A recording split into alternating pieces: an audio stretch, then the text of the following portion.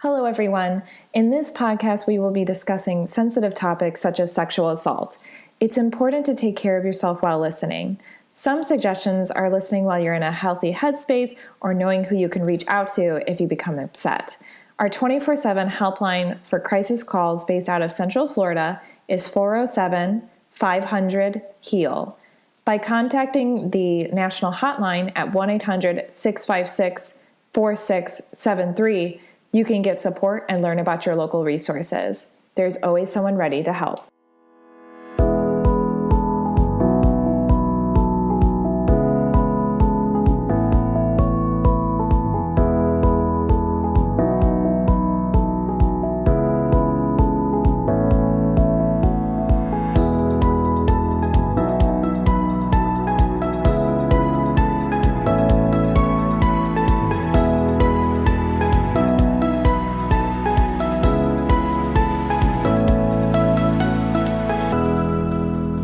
Welcome to the Victim Service Center podcast.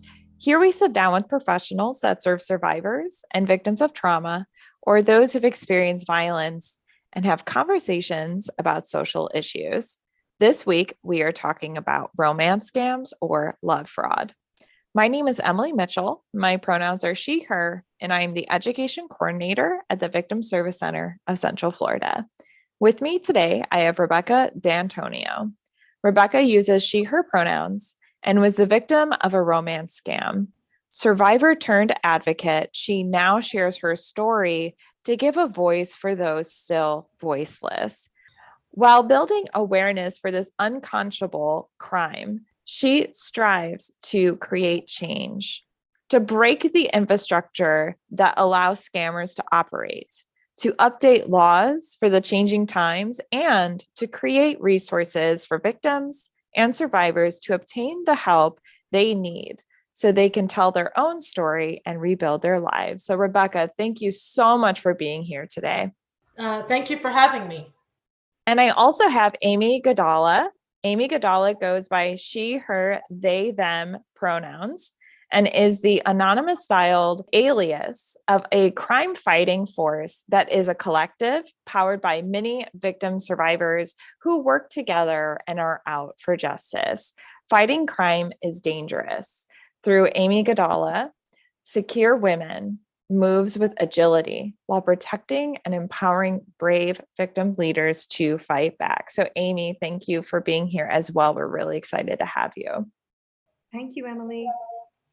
So as a very brief introduction, today we will be talking about romance scams or love fraud, addressing myths around this topic. We will also explore why we think this crime occurs and who is at risk, how our biases can silence victims, and ways we can be better supporters. So with that, I would love if each of you could just talk a little bit about yourselves and the work that you do. Okay.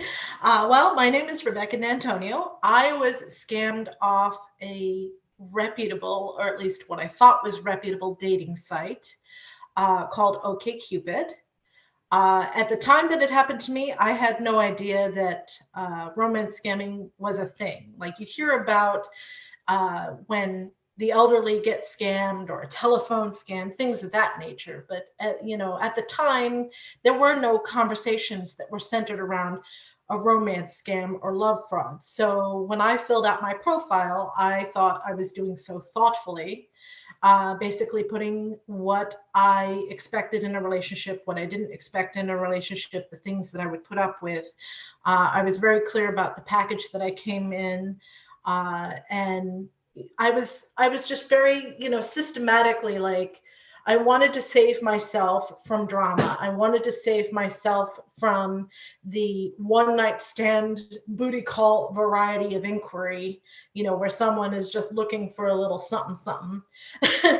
I wanted something meaningful, and I wanted that connection to go somewhere. So actually one detail that I had put in my profile was that while I like children, I couldn't have children. And I did that because I didn't want that to be an expectation for me should a relationship move forward. I wanted, both parties to have their eyes open. What I didn't realize in building out that profile You think that because it's a reputable dating site that, there's some safety there, there's some security there, against anyone that would have, a more nefarious agenda. I thought I was being smart. What it really was a roadmap around what would have been red flags for me, that maybe there was something more sinister happening. I was in my romance scam for a little over a year.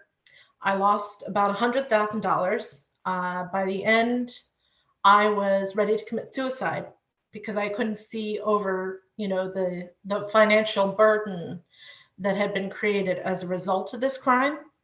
And that's coming from someone who loves life. So you can imagine how far of a journey I had to go to be on like the highest of the high, life is great, to hitting legit rock bottom.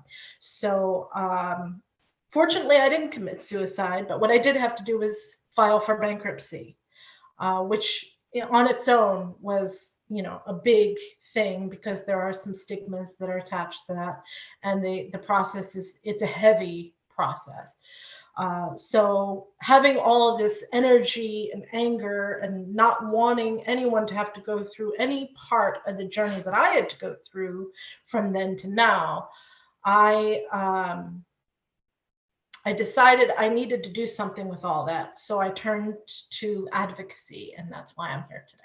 Thank you so much for sharing all of that, Rebecca. We're already kind of getting into some of the myths that we wanted to debunk. And I just appreciate all of the work that you do in advocacy and activism. And we'll circle back to learn a little bit more about ways we can be better supporters as well.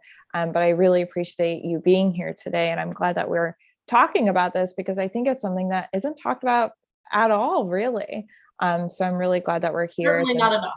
Certainly not enough. Absolutely. As like all of our topics on this podcast, because again, we really wanted to talk about survivors of any kind of, crime, but also, there can be trauma involved as well. So we wanted to talk about that too, which is why we're here. But Amy, I was hoping that you could talk a little bit about the work that you do in regards to romance scams / love fraud. Yeah, thank you. And thank you for having us. Rebecca and I are a team. And Rebecca is one of the volunteers, as am I, with Secure Women. And Secure Women is really a women's movement, femme movement-based social justice incubator. And so we work with frontline activists who are already there, who have emerged organically, usually out of devastating crime situations, all wrecked in very similar ways, or a proxy to seeing a financial crime occur on a loved one or a friend, and being almost powerless to help.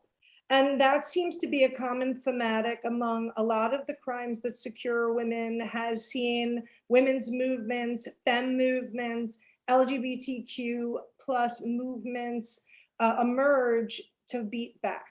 And so love fraud is one of the primary financial crimes targeting women, femmes, and gay men in particular. And so they're actually the same crime, the same exact approach, the same profiles. It's extremely interesting. But what we take is a victim-led approach, which is to take very seriously who the victims are, not mask the fact that femme, people are more prone and under attack, particularly because of these are gender-based financial crimes.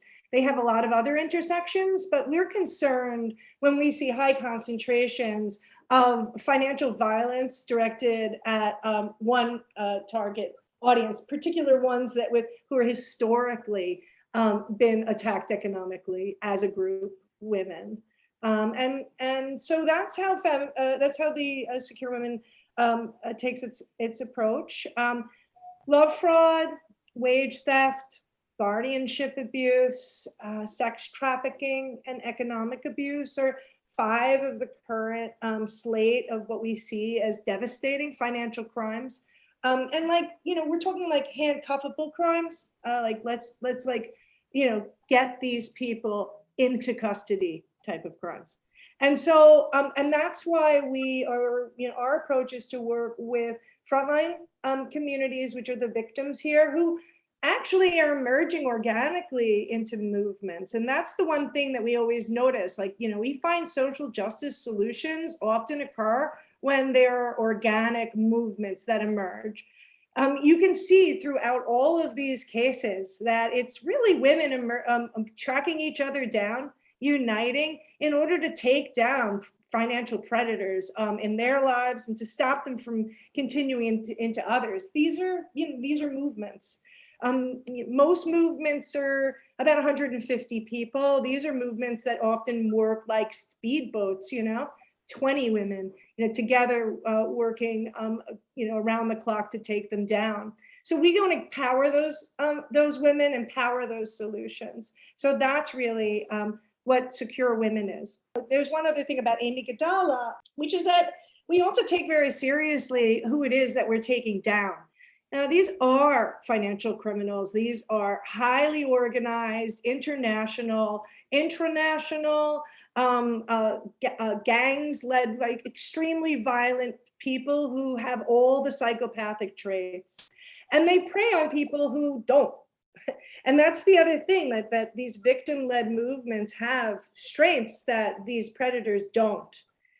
And that's one of the things that we harness. We have the strength of empathy, and we have, these are superpowers, and that our opponents don't have. They literally, the only things that unite them is their psychopathic, dark triad personality types that lead them to prey on people financially.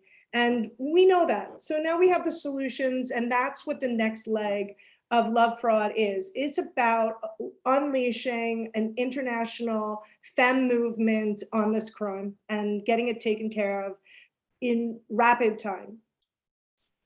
Thank you so much, Amy, for all that you do. I think hearing words like empowerment, and I can really see how like the community coming together, and of course, coming from a victim survivor approach is incredible too. So thank you for all that you do. And I think before we start moving forward in this conversation, we should probably define what we're talking about today. So what exactly is a romance scam or love fraud?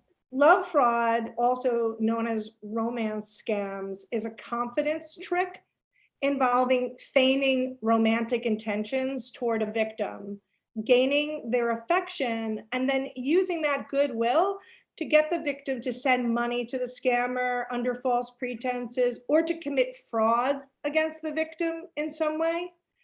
Fraudulent acts may involve access to the victim's money, bank accounts, credit cards, passports, email accounts, or national identification numbers, or forcing the victims to commit financial fraud on their behalf. These scams are often perpetrated by organized criminal gangs who work together to take money from multiple victims at a time. Thank you, Amy, for bringing that up. I think that that's a great definition, and we can break it down a little bit more. But already, you bringing up the fact that these are organized, criminals together, I think is really important to highlight, as far as like a myth where we a lot of times may assume that this is just an individual, but it seems like a lot of times that this can be an organization. I just wanted to say one thing here, because the Tinder swindler and love fraud and all of these documentaries which have blown open and exposed love fraud as a concept, they are fascinating tales. But they are much more unusual to have this in-person, actual person relaying themselves. That's very unusual. Really, this is a very remote internet-based cybercrime, and that's what 90% more, and that's where we have to tackle it most. But yes, and so we understand that we can shift our focus a little bit to it being an internet and an international remote controlled crime. At minimum, these crimes generally are maybe not, large syndicates that do it, but more small. At minimum, you're going to have a small group that does it. And it's a group of people that are behind the scenes pretending to be that same love interest. Essentially, what they do is they build a file around you, and they're very charismatic. They're very silver-tongued. They know what to say to disarm you. And of course, because you're building this relationship with them, they will put it all in that file. And it's almost like the file gets passed around. So there will be instances where you'll almost, but not quite, have same conversations over and over again. But it's usually when the narrative has hit like a high stress point, and like essentially, it all boils down to what you explain away to yourself. Because I know in my particular instance, there would be a situation where I'd be like, I swear we had discussed this before, but you kind of let it go because you have been put in this sort of high octane narrative that you're just like, oh, he's not thinking because it's of the stress of the situation. And you just explain it. There's so much that you explain away to yourself. Right, but also at the same time, what's happening is a social engineering. And so what Rebecca is explaining is the methodology used, which is really, really critical for us to understand. And especially when people are at their wits' end with loved ones who they can't shake out of it.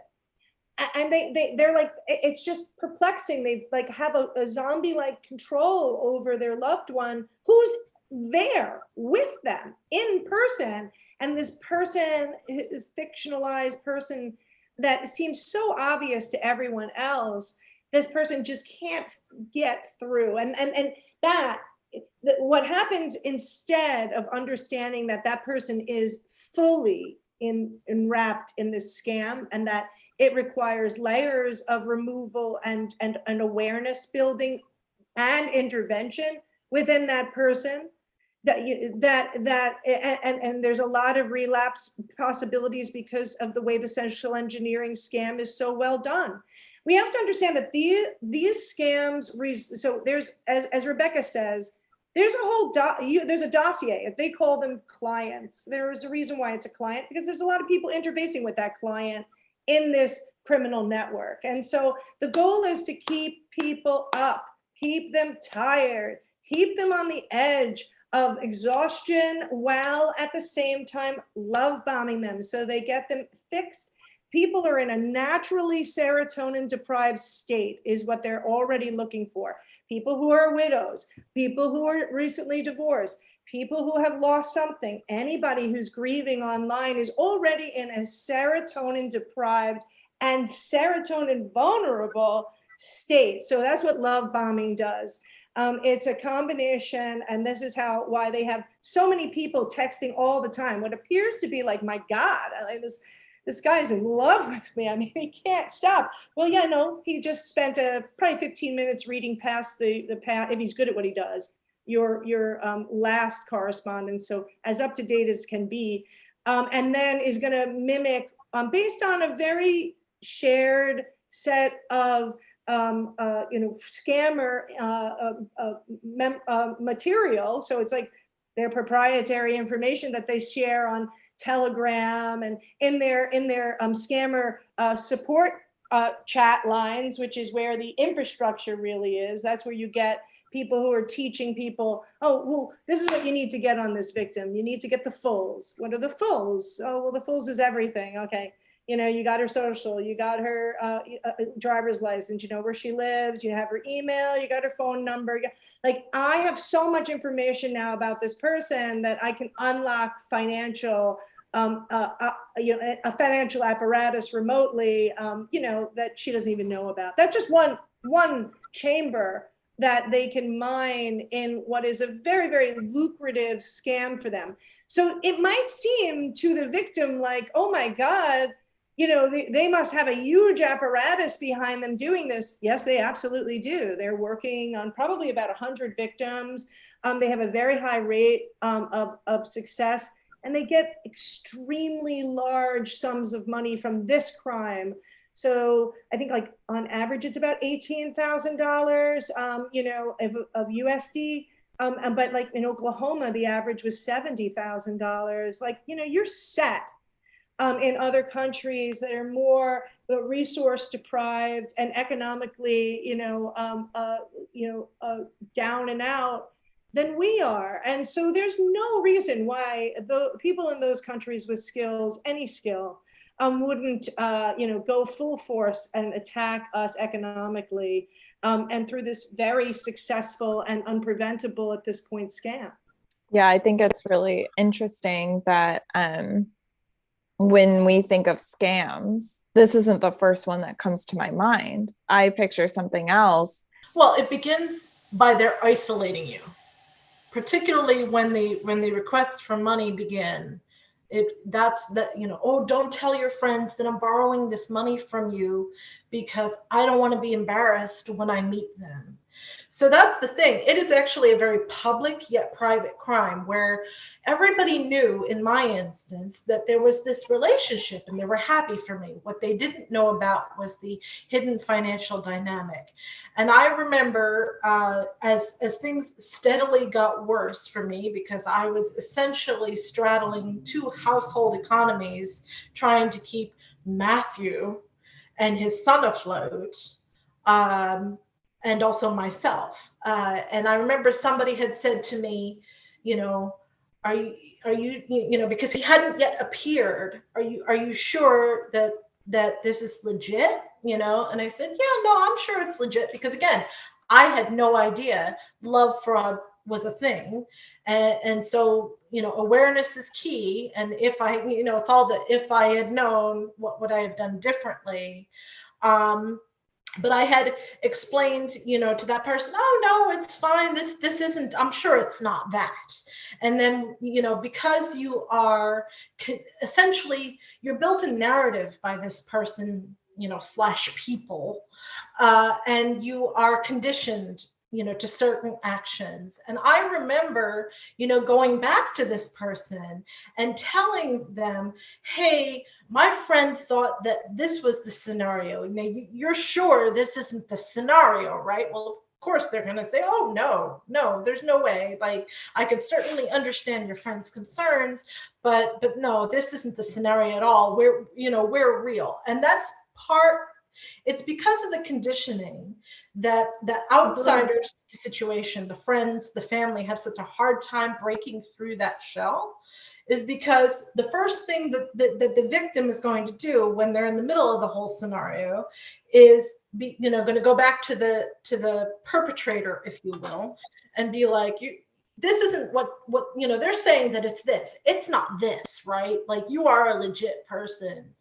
And of course, as I said, they're all like, oh yeah, no, I understand your friend's concerns, but that's not this case. And things just keep going at it's like running like this is the grooming, right? This is the grooming process, right? Yeah. This is the grooming process. And this is important because we don't really spend any time understanding the role social engineering plays in this fraud. And I think the reason why is because we're undervaluing and underestimating the role that love fraud plays in all cybercrime. And the reason why that this is a network that they spend a lot of time cultivating and a lot of time working on is because this network that they're cultivating of victims serves them in many, many ways. And so they have a long-term goal, okay? And it's a process. The first process in the onboarding of a victim, first of all, it was perfect conditions for this in the pandemic. And so all the law enforcement, mechanisms, all projections on crime think that there are thousands and thousands and thousands and thousands of people who are currently caught in this scam because the conditions were perfect. Usually we wouldn't put up with having a long-term correspondence with somebody you could never see or seem to never see. Well, you know what? The pandemic did that to us, to the people we would normally see. So it totally made sense here. And loneliness is a scourge in the United States right now. People are at their wits' end. They need social contact. We've been deprived of it for too long. So these replacement mechanisms we've become really accustomed to, and they have served it, even if they're faulty. Right? So this idea, like when you and I, or now we know a lot more, so I can detect it, but I'm on these dating apps, and I can, I mean, I can see it, but it's so constantly under improvement by those mechanisms that you're like, oh wow, they're doing this now, and then they have this now. And so one thing I just want to make clear, because I want to introduce this into the discussion wherever this is happening, which is that social engineering is a critical piece of this fraud, and we need to be able to just hack that right from the beginning. And so love, what they do is that if you're in a deprived state, if you're in any lonely state, love bombing is the first thing. Just be extremely suspect of love bombing. People who are texting you at all times, telling you you're unbelievable, you've changed their lives, you know, people you've never met, okay? Like, yes, you want to believe you're amazing. You are amazing, and you would be amazing in somebody's life, but it's probably not going to be that dramatic. But the point is that, wow, it really does feel good when people tell you that. And when people are actually beginning to invest time in doing that, it really seems authentic too. You wouldn't imagine that there's a team of people across the world who are working together, and we got one on the hook, we got a new client, we keep churning them in. Now we got 100 today. Okay, this woman is on the hook. She's bought everything, and they know where to look. So you're fishing in a barrel, and so we have to understand that this social engineering works in a specific way. Once a person is love bombed and they're also sleep deprived, a certain thing happens when you get a surge of this oxytocin, which is what love bombing does. It's getting a drip of oxytocin, which you've already been deprived of, into a system that's in need of it. And so as soon as the system begins to get that drip of oxytocin, it responds in specific ways. In particular, women respond to oxytocin more dramatically than men. And they respond in the following ways. One, trust, blind trust in the face of red flags. Actually, that's literally one of the biological effects. The second is generosity, lots of generosity. And also just kind of, with financial matters, like, it's like literally you're giving somebody a roofie that makes them want to give you money without knowing you, is what that does in those conditions. So if we already know that, yeah, then that's really like, and we have to understand it is actually this sophisticated, and it gets much more sophisticated. Yeah, and I think that what I'm hearing is vulnerability, and how they're even, it almost makes me think of my healthy relationships trainings, where we talk about intimate partner violence, the isolation, the abuse, right? And things like that. And I also want to point out too, you were mentioning a further vulnerability, which is COVID, the pandemic. And I have some statistics here from the Federal Trade Commission, actually, of reports of romance scams hit record highs actually in 2021, showing that in the past 5 years, people have reported losing a staggering $1.3 billion to romance scams, which is actually more than any other FTC fraud category. It's crazy. Yeah. It's so crazy. And by the way, this is, by their own admission, based on the reportings, and this is like extremely conservative figures based on what they're projecting, because there is no reporting mechanism. There's no law. Nobody can say, somebody just tricked me into giving them $100,000. Like I just took out all these loans, and like we can trace it, and help me. No, all you can do is further like violate yourself by going back to the scene of the crime, which is the internet, and then go to an anonymous agency source, which is the IC3, and then upload highly sensitive financial documentation about a crime that happened to you, that actually in most cases were like totally financially devastating. So like right there is like this, those are like the jaws of life type of trying to like rescue you. No one's going to subject themselves to that if they don't need to. It's like, so we have all this perfect crime conditions for this. And the reason when we talk to like the Secret Service, which is the agency that is most, on top of a financial conspiracy crime, they say that getting at love fraud is getting at the like infrastructure of all cyber fraud. Wow. Because these money mule networks are so critical in moving money out of the country. So that they need this hopscotch scenario of financial networks in order to move money. You can't just go on Craigslist and say, I need somebody to move money. I need, you have to trick people somehow into doing that. What they have found is that love fraud victims, whether or not they have money or not, like 30% of them become money mules. And oftentimes they're the only ones left holding the bag. They're the only ones that they can trace the end of this, a scam against somebody else too. Yeah. So like, it's like they get prosecuted. They get prosecuted. Yep. So this is, I mean, talk about perfect criminal conditions. Yeah. There's a lot to unpack here. Firstly, the statistics that you read off are, widely underreported. And as Amy was saying, it's very hard from a victim's standpoint to be throwing even more sensitive information out into the void that you were just scammed from.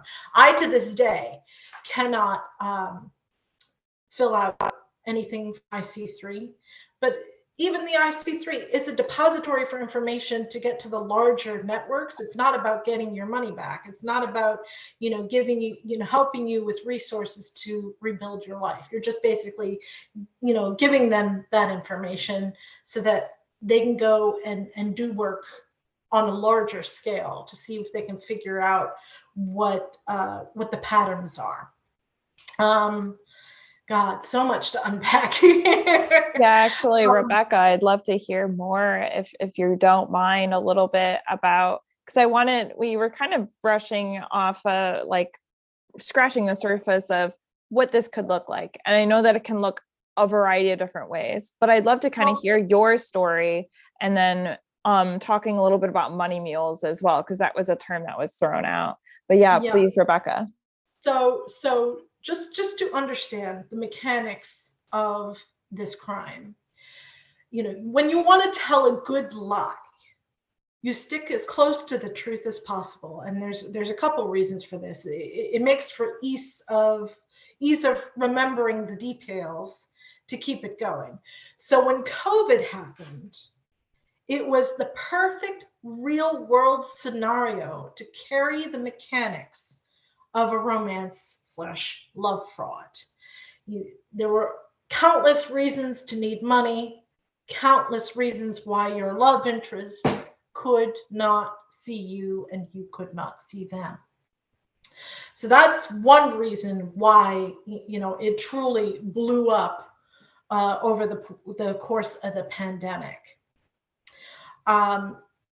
In my particular case, and it's probably as we enter into the endemic phase of the pandemic, going to revert a little bit back to this, is you have the love bombing, you have them build this narrative that you kind of get trapped in. When it comes to, they're in it for the long game in most cases. They didn't start asking me for money right off the bat. What they look for, what they do is they look for that little hook that, what is the thing that needs to be said or needs to happen in order for this person to send money.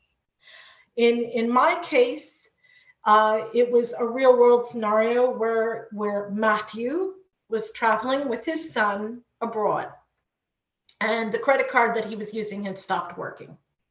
Now, I'm a well-educated individual. I asked all the questions one would ask in that scenario. Well, is there anyone else that you could reach out to? I'm, not entirely comfortable with this. We are in this new relationship. And I had been, in a situation where I was traveling internationally and my credit card had stopped working. So to me, it was something very, very plausible. You can notify the bank 5 times that you are going to be traveling and that this is the card you're going to be using. And guess what? Your card still stops working. So it was something that really resonated with me because it had happened to me. And what it really boiled down to was I going to leave a child in a bad situation? And that was the hook. So they, it was always, from then on, a lot of it was about the child involved because I didn't want to be a monster. I didn't want to feel like a monster by leaving a 5-year-old in a situation, completely innocent 5-year-old in a situation that they had no control over. And by extension, helping his father, trying to keep, this child in a situation, in a safer situation than what they were in. That was the narrative that was presented to me. And, from there, they continue about the little things. I need groceries. I need this. I need that. Well, when are you coming home?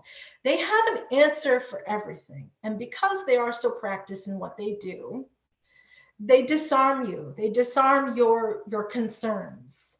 There were instances where he had offered to send his son to me so that at least the son would be in a safe space in my care. I was the one that vetoed that because by that point, I'd been straddling 2 household economies for a while. I didn't have the infrastructure to be caring for a child, working in office full time. I also didn't feel that customs, this child would be flying on their own internationally. I didn't feel that that would be a scenario that would end with the child being in my care. So they're not afraid to throw out, ideas, to involve your own participation in the narrative. And they're not afraid because they already have a sense, being as practiced as they are, knowing what your answers are going to be. So yeah, I mean, what Rebecca is getting to the scripts that they use. So there's Agari is a leading cybersecurity firm, and in one of their reports, one of their leading analysts said that people who get roped into these things are very carefully selected. The scammers know demographically the people they're going to go after who are most susceptible. And they say the fake online love interest, they're their scripts. We know that there are scripts which are basically conversational gambits that proved effective in keeping victims on the hook. And so, if they sense that something's going or a person's on to them, and by the way, if a person's on to them, it doesn't take long. You sense something, you tell somebody, you get a first feeling about that. And then people don't know how to handle that, especially if it's a loved one. I'm sorry, excuse me, you're sending people money online.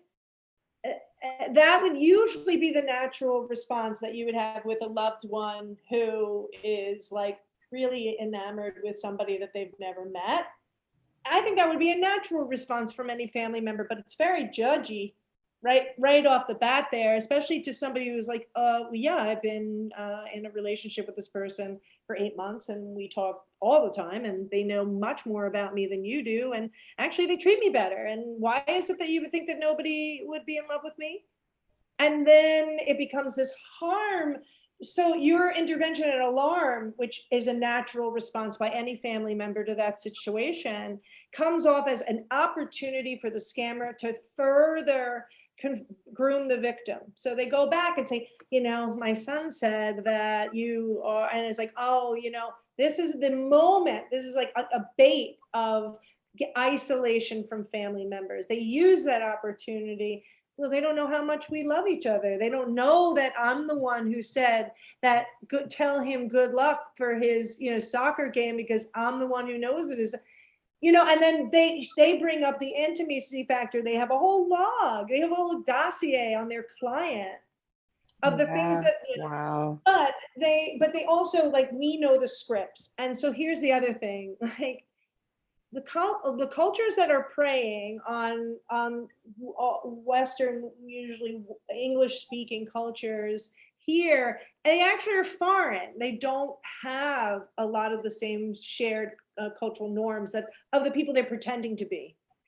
And so they have to work very closely to these scripts, which is what is the kind of in the underworld on Telegram of all of these tutorial groups and all these fools groups and all these romance scam script groups, and they mentor their scammers and they have a feeding chain up. What they're trying, they have these scripts, and that's their currency. Well, guess what? We got it too. We see them all the time. We have that. What that is that scam speak, that's scammers speak, that's code language that can be coded, that can be found in all of these chat scenarios, and the people who are on them can be warned. This is reasonable steps, which is part of what Section 230 of the Internet Privacy Act is. And what we need to get really serious about really fast, and all of these companies and all of these platforms which are doing nothing because they think Section 230 is some invisible shield that they have to keep them completely not culpable in what is clearly culpable behavior. Section 230 has something that it states very clearly, which is that you have to take reasonable steps to protect the people on your platforms. Reasonable steps at this point is easy, like scammer speak software that can be detected in any of these chats. And so if you hit a critical mass of scammer speak at any, you're at least alerted that, this widow who's on an oil rig and also is an architect who is coming in but lost his ticket or, had customs takeaway, that these are absolutely the words that can be fed in very simply and spewed out, and an alarm can be set off. These are the types of things that these platforms need to step up and do in order to prove that they're taking reasonable steps to protect, and they're not culpable in what we now know is a crippling attack on our economy, and that they're helping create the infrastructure for. And until we see it and hold them accountable to that, we will be its prey.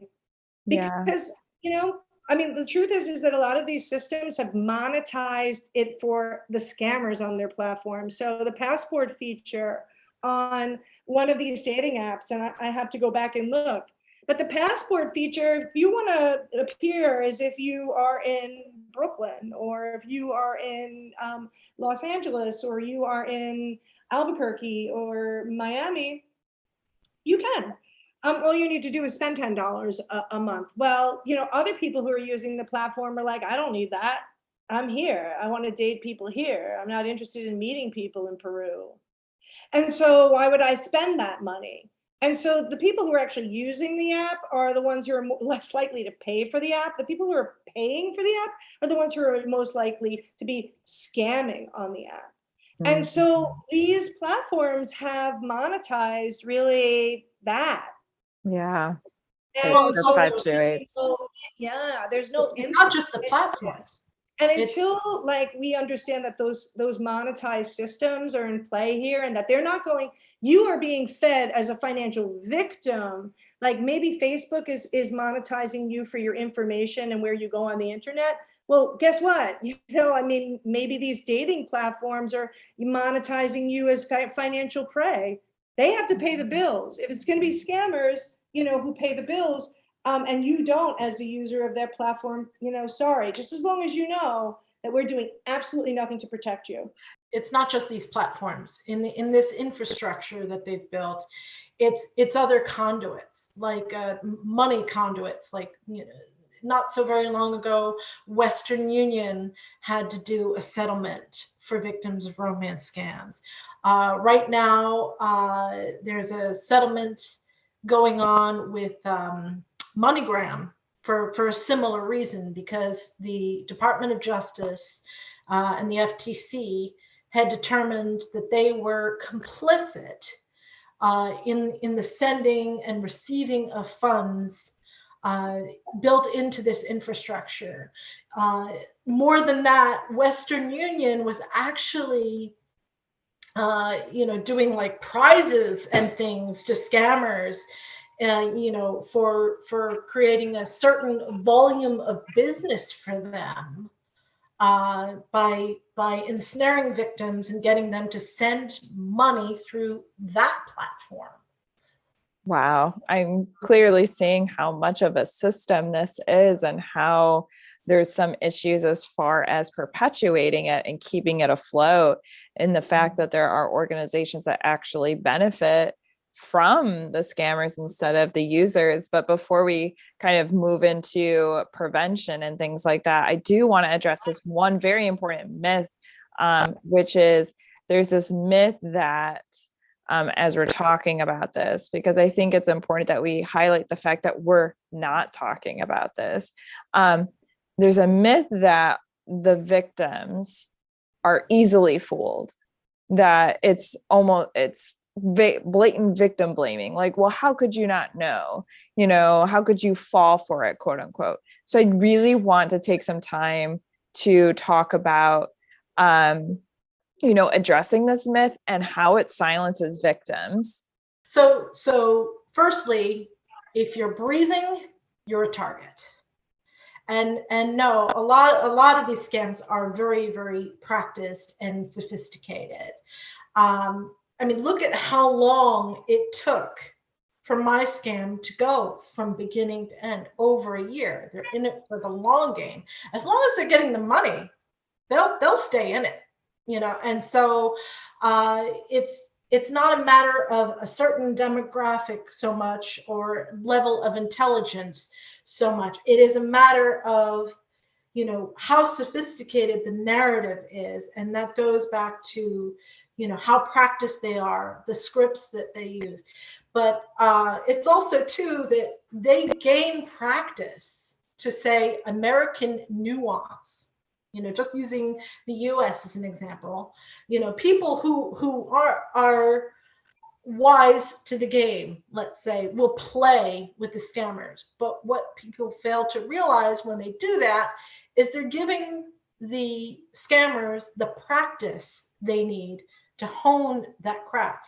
The other thing too is that they're not just working you, they're working groups of people at a time. Like, they could be working 25 people at a time, the same group of scammers, which is a lot of the reason why you don't get a person being addressed by name a lot. It's usually endearments that are used, like my darling, sweetheart, my queen, which to someone who doesn't understand this as being a thing, to me, that was very endearing that he was using those terms. Why wouldn't you use those terms in a romantic relationship?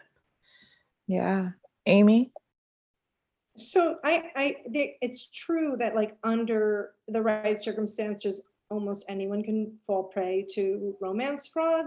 But, we do see that there are common victims, and I don't think it's wise to blanket over what we see as commonalities, because that's the frontline community here, and they're the one who's closest to this crime, and they're the ones who are closest to the solution.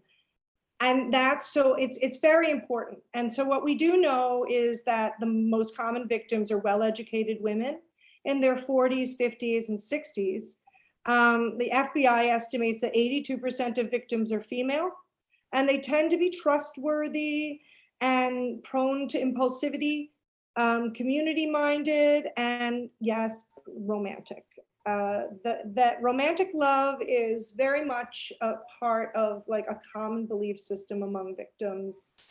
And those who are recently widowed or divorced are ideal targets. So like they found that there's other physical, psychological qualities, like overconfidence can make you more vulnerable to scams, and sensitive people are also more likely to be victims of online dating scams. Sure. So there's a lot of other psychological features that include, like, you can a little bit of a risk taker, neuroticism, a tendency to idealize relationships, sensation seeking, impulsivity, and a predisposition towards dependency. Like, these are all qualities. I mean, they seem a little elusive, but we know that this is what the scammer is looking for, that they know that the ideal conditions is when they find people who check a lot of these boxes. And yeah, they're big boxes, but to them, they know when they have somebody on the hook. And they do. This is the most shame-inducing fraud, apparently. They top the list of criminal tactics people would not be most reluctant to report, followed by investment and phone scams. But shame is definitely what fuels love fraud, and it's what keeps, like, the underreporting. I mean, to think that $1.3 billion, which was a jump from, I think, like 400 million the year before, it is only the tip. Like, they think like 5 or 6% is what they're thinking. So we can torpedo this infrastructure in particular, because we're just talking about those are the financial damages from love fraud directly from the victims of love fraud, who, once they drain all of their money, what they say is, oh, you want money back? I can get you money back. What I can do is, oh, well, like, if I'm going to send money through your account, well, here's 20. I got to transfer whatever the minimum is, right? So whatever that is, they transfer in. You keep 2,000. Well, this woman's totally destroyed financially. She probably hasn't told anyone. She's taken out loans. She's borrowed from friends. Things are going haywire in her life, and she's trying to keep it together. And then this guy has another artful version of the scam. And this is like level 2, which is like, okay, you're totally depleted. Now we need you as a financial mule. You're perfect. Well, so that you wittingly or unwittingly do it. It's the secondary scam. It's the secondary scam that happens. Correct. So what happens? So and the thing is, there are people that will come in and out of the narrative. It is the group at work, if you will, and part of that is to give validity to the initial person. So for me, Matthew was my primary, love interest, and there would be people coming in and out of the narrative to make him seem more legitimate. A secondary scam can work much the same way, where it's not necessarily that they become there is the money muling, which is one piece of it, which is what Amy is talking about. The other piece of there's another piece of the secondary scam where, say, somebody will come into the picture, feigning to be law enforcement or something of that nature, and claim that they would be able to get your money back. But in order for them to get your money back, you have to, front a certain level of money, seed money, to get the process started. Wow. And just to kind of define money muling real quick, it's just the moving of money illegally, right? And so utilizing this fake relationship that they've created. Yeah, absolutely. Amy? Essentially, they had taken, in my instance, they had transferred money in from another victim into my account, and then I went and I would send them that money. When I realized that this was something that actually happened post-scam, the advice that I'd gotten from the support group that I was then now a part of, they said, go to your bank. I was very friendly with my bank. I'd been with my bank for many years. I knew a lot of people in there. And they're like, go to your bank, explain what happened. because if anybody's going to, be doing the prosecuting, it would be the bank, the bank conduit in which this all took place. So I went to my bank, and I was really scared. I thought, I was in the middle of rebuilding my life when I realized that this was an issue. And so I went to my bank and I told them what happened. And what they did was they closed that account and opened up another account for me, so that account was closed and it was clean. And I was very concerned about prosecution because, again, as Amy was saying earlier, they will if you are what is at the end of the line to be nailed for these crimes, you are the one that is going to be nailed for these crimes. And because of my relationship with my bank and them understanding and knowing me as a person and the type of person I was up until that point, they were like, the person that I spoke to was actually, he had a law background. And he said, because I came to them and was upfront about what happened, was willing to take the steps necessary, particularly that it was only a transactional instance that had happened a couple of times.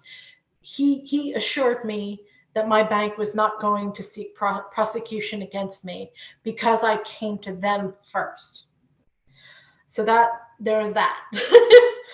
Yeah. Thank you so much for sharing that. I think that this is breaking a lot of myths that, first off, this idea that it's not a big deal crime, I think we kind of addressed, because first of all, we're seeing that it's lots of economic devastation. There's so much underreporting. Shame is so important that we talk about, and using that as ammunition almost to silence survivors, isolate them. And then the numbers that we're seeing, we're not even probably scratching the surface. Yes. I think it's also important that we highlighted that not all victims are those with money, that they can still be being abused for their resources as a money mule. So yeah, I think that it's really important that I'm so glad that we're talking about it. I'm learning so much from both of you here. And Amy, I know that you wanted to jump in on something as well. Well, first, thank you for hosting this. It's so unusual that we get a chance to discuss it, and how endemic what women, the preying on women is in this circumstance. We have a lot of data that we process, but we also have a lot of history here, and women are preyed upon economically and have been throughout time. I mean, literally whole legal structures were set up in order to prevent women from even amassing any money. And so now we just have a criminal version of what's happening. And what we've seen throughout time is that none of these things stop unless women unite together in a movement to stop them. And so women's movements, femme movements are so powerful, one of the most powerful forces in government, in politics, in society. And what we now have is, we do have a women's and femme movement. And that has to be organized. And that's one piece. One, like what you were saying, what Rebecca was pointing out was how the mule structure and how you get roped into it and how you can extract yourself from it, and how they use tricks to get you into it all.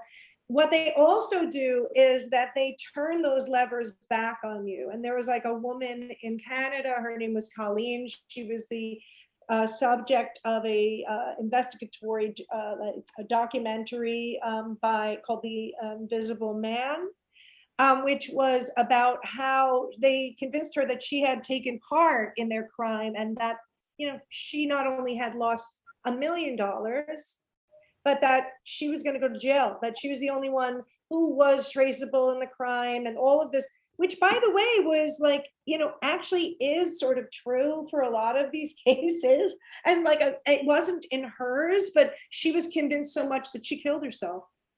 And the whole story is about how this months long many people appearing as different people. Oh, I'm agent so-and-so, and you better, and a legitimate, like legal looking document subpoenaing her and telling her, like, the mental and the facade and the social engineering is so labyrinthian in these cases that, like, that's the other thing. No one would think that somebody, like, it all seems so true because it's all so well worn as these scams. They're so well orchestrated and sprung because this is all they're doing all day. They've got like 25 clients. Each of these guys is making, like, I don't know, like probably $100,000 a year, which is like living like, Elon Musk, where they are, and there's no one coming for them because there's literally nothing to do. In fact, the way in which law enforcement is going after these gangs, these criminal gangs, is like unleashing police violence on their society. If you are carrying a laptop in Nigeria, you have a very good chance of having your face, planted in the dirt with a knee in your back because you look like a scammer rather than just a student or somebody who wants to be on the internet. And so there's like no law enforcement mechanism. You can't do it that way. The only way, there's no legislation, and there are probably ways in which the platforms can adapt and put filters that are protective. But the only real way is to hack it from the standpoint at the victim level, and saying, like, we need to say, you do not send money to anyone.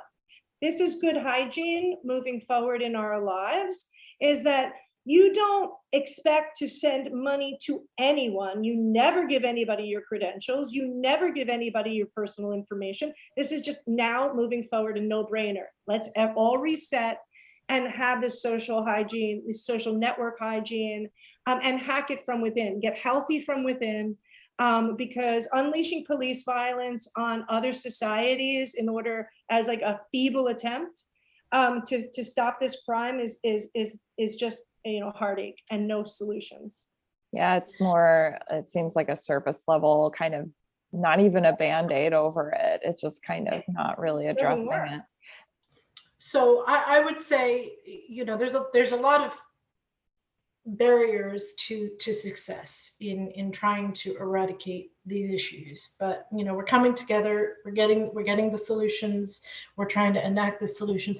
One that a lot hide behind is international law, that a lot of times these are crimes that are perpetrated outside the US and non-extradition countries, etc., which make it very hard to prosecute.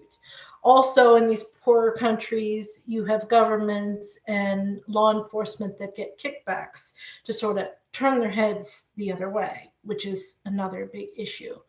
One big piece of advice I always give to victims/survivors, or to those that are, considered a target to this type of crime: love yourself enough to walk away. If anyone is ever asking you for money for any reason, whether you know them or not, better be, prepared that if you're going to give them money, that it's money that you're not going to limit losing. But it's also, I would rather, give myself some self-love. I would rather walk away from a situation, knowing what I know now, that, it wasn't a scamming situation, but I walked away. I would rather walk away and be wrong than not walk away and be right that it was. So the end all be all is that you should love yourself enough not to be conditioned to be put in the situation in the first place. Just run. Even if you're wrong, it's better that you're wrong and still maintain yourself than to stay in it and end up with such dire consequences as a result. Yeah, I love that framing of, loving yourself, because we know that that is one of the vulnerabilities is this need for human connection. And so obviously this is a protective factor. One of the vulnerabilities that you mentioned, Amy, was compassion, but that can also be a strength, and we can turn that compassion onto ourselves. And then I love hearing that you're in a support group, Rebecca, because I think that that is very powerful for this kind of crime, for victims You and just have to make survivors. sure you're in the right one, because there are a lot of Oh, fakes good point. out there with a lot of scammers in it. So you just have to make sure that you are in the right one. I was very lucky in that aspect of my situation, because my core group of friends who knew me as a person did not judge me for the situation I was in, because they understood the type of person I am. And not everybody has that kind of core construct of friends and family that would basically be like, this isn't your fault. And for the amount of vitriol one can get from society, from friends, from family, I can tell you unequivocally, it doesn't come close to the amount of self-shame that you put on yourself for the role that you played in the situation. It took me a long time to understand that while I did have a role to play, and I acknowledge that, I had a role to play in my own downfall. That doesn't make it my fault. That doesn't make it right. I was simply, for all intents and purposes, making decisions based on what was put in front of me, what was put around me. This veil of manipulation and narcissism, quite frankly, that you don't know which end is up. Did I reach a point in the situation where I thought, I don't even want the relationship anymore? I did. I didn't want the relationship anymore, but there, hope is a danger sometimes, because then I sort of shifted between, I didn't want the relationship anymore. I just wanted my money back. But in the narrative that was built for me, in order to get my money back, had to bring them home to get my money back. So the money had to continue to flow to continue to try to make that happen. Right. There are a lot of instances in my own situation I'm not proud of, and I don't look back on kindly. I still struggle, because this was, in a very real sense, an emotional and financial rape. I was raped of my security, my self-worth, things that are of much greater value than even money. So it was bigger than just the financial factor. And so I, even to this day, have times when I struggle not to be angry with myself that I had pulled money out of my 401k, not to be angry with myself that I had taken out loans. And, just for those who have never filed for bankruptcy, they dissect your life financially to the minute detail.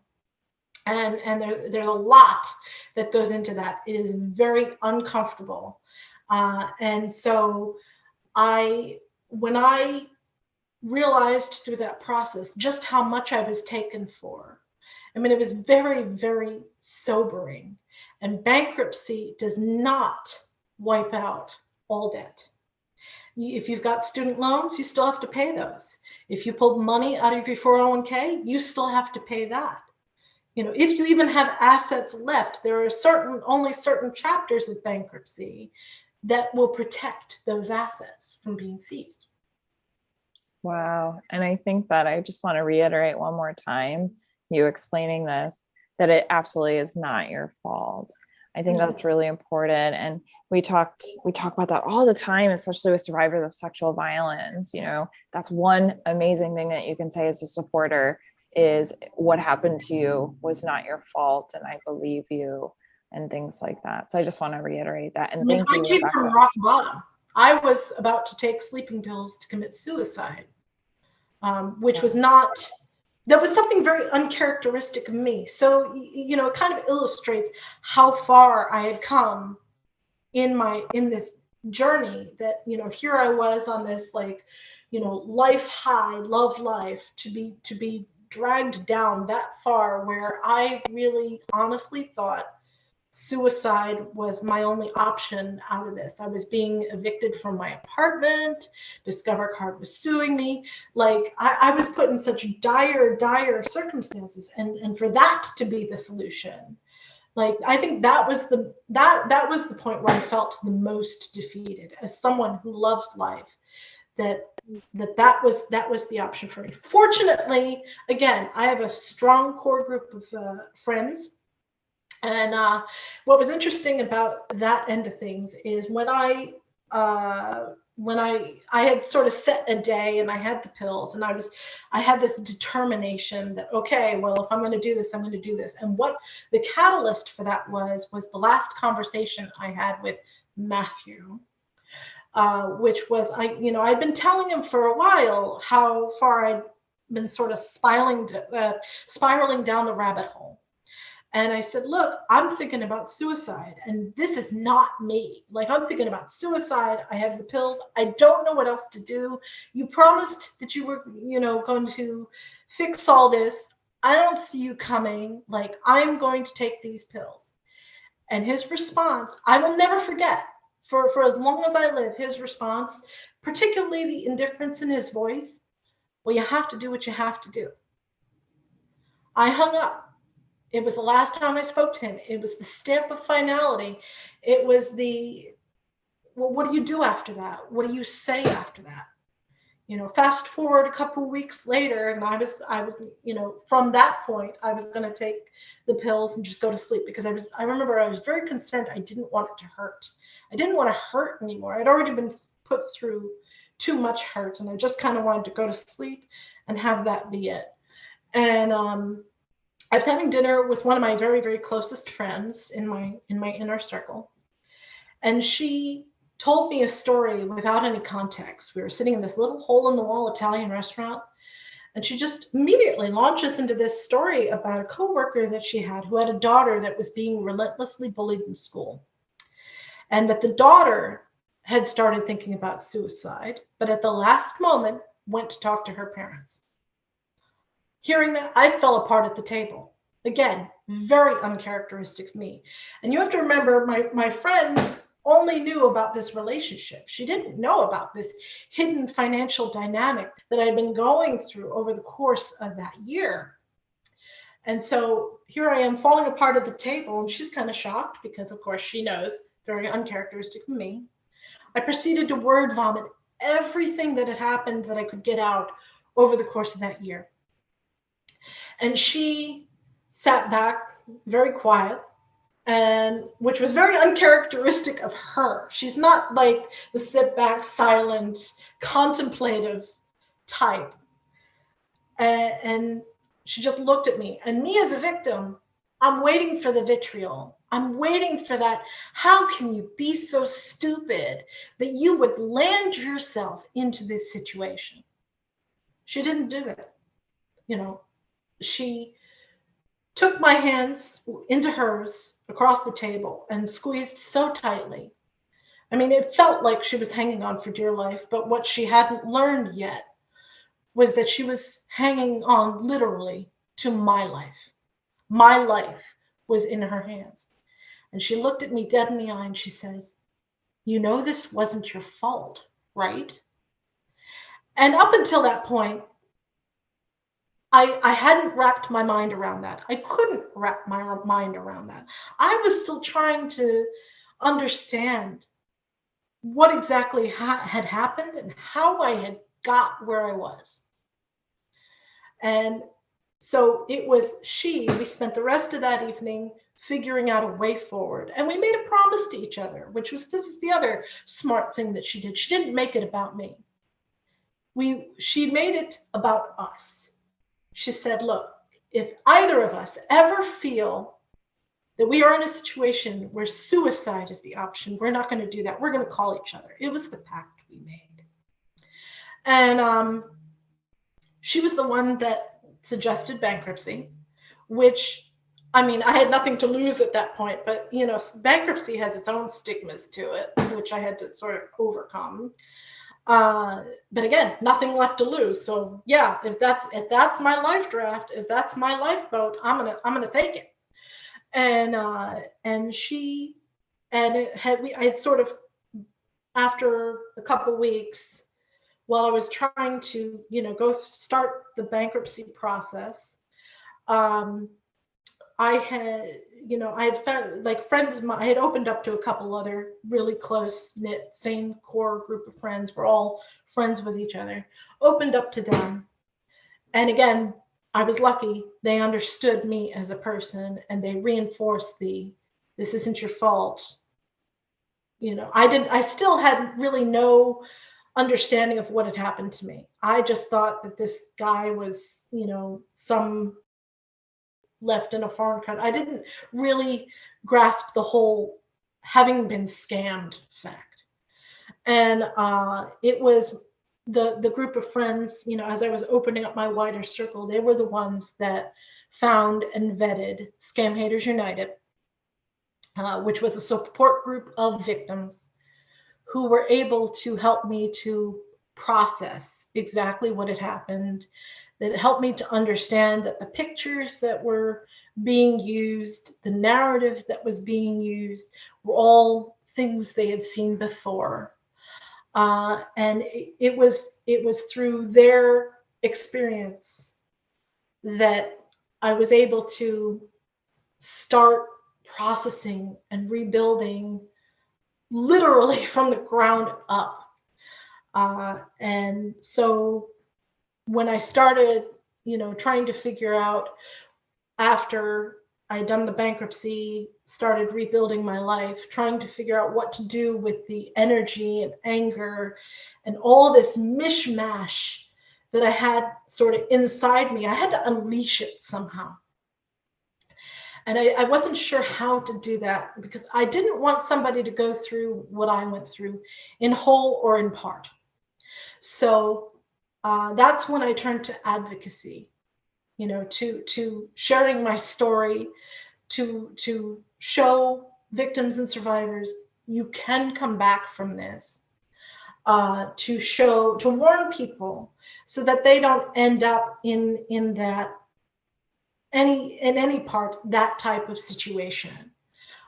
From working with, you know, Scam Haters United as an advocate, I started sharing my story to basically anyone who would listen, to give, as my intro said, to give a voice to those that hadn't found their voices yet, because it is such a widely underreported issue for a myriad of reasons.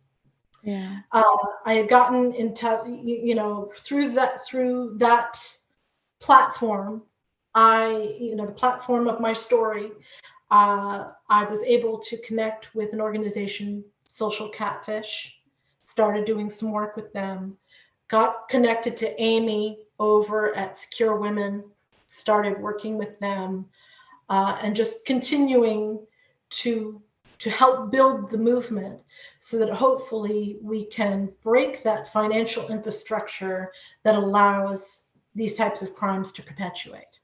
Rebecca, you shared so much and it was so powerful. So thank you so much for sharing that. It sounds like your support system was incredibly, incredibly integral and important. And it's just incredible just hearing that story, and also just having a great example of how to be an amazing supporter to someone in your life who has experienced this or may be experiencing this. So thank you so much, Rebecca. And I know that we are kind of at the end here as far as time, but before we sign off, I'd like to kind of just give the floor to anyone if they want to bring up something that we may not have discussed, or other ways that we can support people who might be going through this, or how we can just in general, and these are really big questions, but how we can as a society help end this. I just wanted to chime in at the end of what Rebecca's extremely illustrative, like her experience is so symbolic and representative of so many people. And the thing about it is that this is a multifaceted trauma, and that's what also makes it unique. There's so much emotional trauma with this. The victim is embarrassed. Their hearts are broken. Not only have they lost their money, but they've also lost this dream that they've had. I mean, it's mind blowing at the time. You're dealing with a shock that is like so disorienting on so many levels. In addition to the money loss, leaving many of them in poverty, they also have like just devastating emotional damage. So one support group says every member has considered suicide. And that is not, it's just not uncommon what Rebecca has experienced. And so one of the things, many people become repeat victims because there's a reloading scams around this, recovery scams, as she discovered. There's lots of ways. It's like you get kind of tagged in this like sucker list, and you're susceptible, and you're in these criminal networks, and it's something that you have to guard on for life. And the sooner victims realize, and I think what we've seen with Rebecca and what Rebecca's totally channeled into, is that trauma actually does give you skills. And what they find is that the way in which people who deal with post-traumatic stress disorder do it is actually, they often are organically, naturally make changes in their lives that are very, very healthy. And so it's kind of can be a very cathartic time. And what was lucky about Rebecca's situation, and it's totally consistent with all of the research. So like another study showed that there are 8 different dynamics and reactions to the discovery of this trauma, this scam. And the first is emotional psychological state after the scam. So there's the experience of emotional shock due to the discovery of the scam. And then others in the victim's lives. So the support given by the people around the victim, very, very important in how the victim manages. The change in themselves and in the social situation. So there's the sensation of having changed as a person, and in social relationships after the discovery, like it's altering of all relationships. Like trust becomes like something you don't even know how to perceive the world. Very, very, very disorienting. And then there's problems associated with the loss of the relationship. So the experience of trauma, consequence to the loss of what was actually, in many cases, like a long relationship, daily for months, if not years. And so there's then a stage of grieving, and the tendency to oscillate between various stages of mourning, such as like shock and anger and denial and depression, and then like realization and acceptance. Like all of this is happening, keeping in mind, like with the backdrop of devastating financial consequences. And then there's like this attributions phase, this tendency to blame themselves for becoming entrapped in the scam without defending themselves. And like finally, and where Rebecca just so poignantly and beautifully and actually demonstrates to me all the time, is the ways of coping and the attempts to manage pain after discovery, and the recasting of the future view of relationships, and the development of like an alternate plan for the future to replace this, what was a massive scam and a mind altering like experience that had massive financial devastation in the person's life. So Rebecca is such a great advocate and such an inspiration to so many of us, everybody who comes in touch with her as an advocate. And so that's like, she's a great leader, and that she creates other leaders. And so this movement is, built on that power, like post-traumatic, sort of power that people have. Thank you so much for all of that, Amy. I'm really glad that you brought up because we've been talking a lot about the financial devastation of this crime, but I think it's super important that we acknowledge the emotional and psychological aspects of this crime too, and then just uplifting and reiterating the amazing resilience of people coming together, survivors coming together and advocating for each other and themselves, as far as ways that we can help end this and fight against it. And I also love hearing, again, just the very simple but very powerful way of supporting someone by simply saying, it's not your fault what happened to you.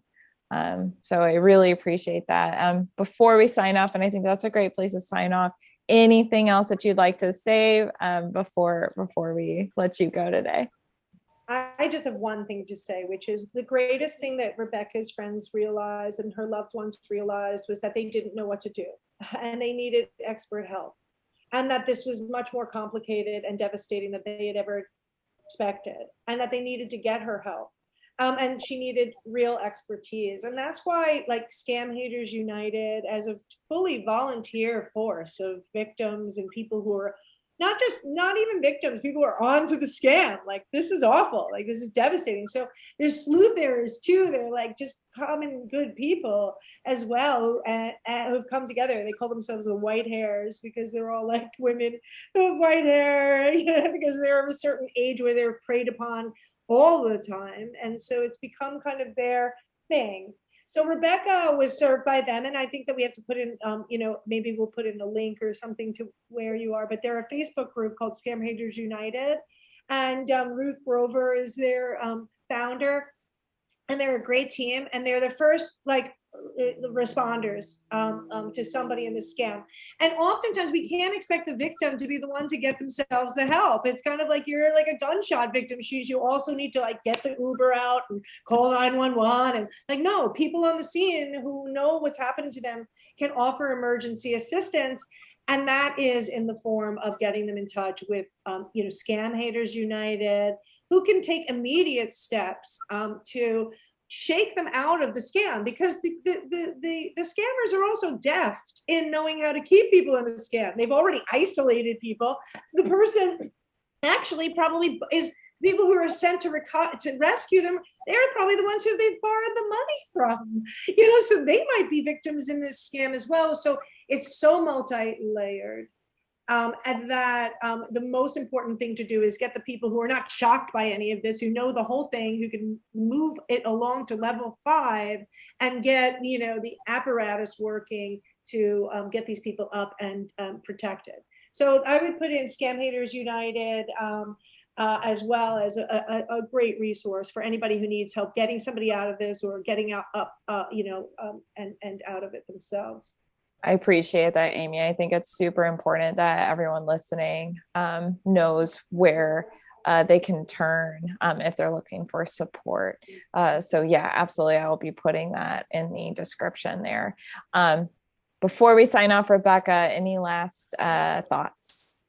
I would also say that one really, really smart thing that my close circle of friends did was that they didn't make it about me, because I was in such a debilitating level of shock.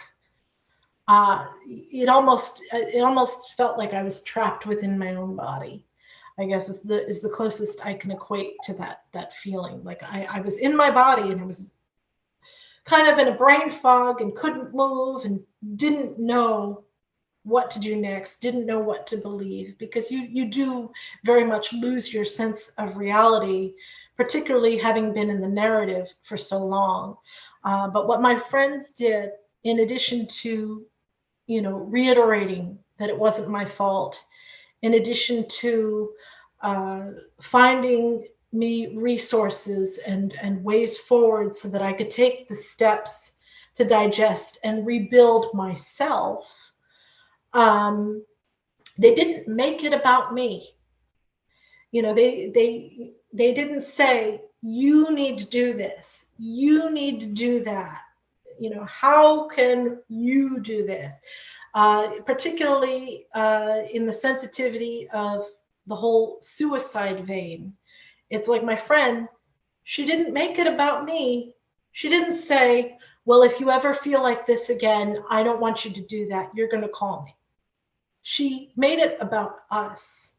She gave me a life raft to hang on to by not making it about me, because for whatever reason, she understood that I was not in a place where I could think about me. Knowing me as a person, that I'm a giver, that I'm a nurturer, that I wouldn't be able to do it or do it as effectively or as well if it was simply about me, because it's something I'm working on, to take care of myself, to put myself ahead of others, because my life experience up to that point was quite the reverse. I was used to taking care of others, used to being there for others. So she was very, very smart and it was no different in my scam. I was there for Matthew. I was there for his son, much to my detriment, which is what happens with a giver and a nurturer. They will walk through fire to make sure that everybody else is taken care of, often to their own detriment. And my friend, she, understanding that dynamic about me, said, if either of us, if we ever feel that suicide is an option, then we are not going to do that. Neither of us are going to do that. We are going to call each other. And that was a language I understood. That's the thing. I didn't understand at the time the language of taking care of oneself, by extension, necessarily self-love. To understand that to take care of myself, the only way I'm going to be able to take care of others is to take care of myself. I couldn't speak that language yet. And she understood that. So she, by extension, by making it about us, by bringing herself into the equation, it allowed me to understand the underlying message, which was that we're not putting suicide on the table. You're getting rid of those pills. This is what we're going to work through for the rest of the night. We are going to work through, building a roadmap of next steps that we can take together to get you what you need, so that you can come away from this and come away the better for it. Absolutely. I think that that's a really powerful and wonderful way to sign off, Rebecca. And obviously, you being here, we're so glad that you're here. And I think it's just a testimony of you definitely can come back from it. And I think that it's just been so lovely having you both on. If you are experiencing this, please reach out to Scam Haters United, and please reach out to securewomen.org to also check out the description. You'll see those links there. But I just want everyone to know you're not alone. And I also want to say thank you for listening to the Victim Service Center podcast. The VSC is a nonprofit organization that provides free, confidential counseling services for victims of any kind of trauma in Central Florida. To learn more about our services, please visit victimservicecenter.org. To everyone listening, healing is not linear and you are not alone. And thank you both so much, Rebecca and Amy, for joining me today. Thank you for having me.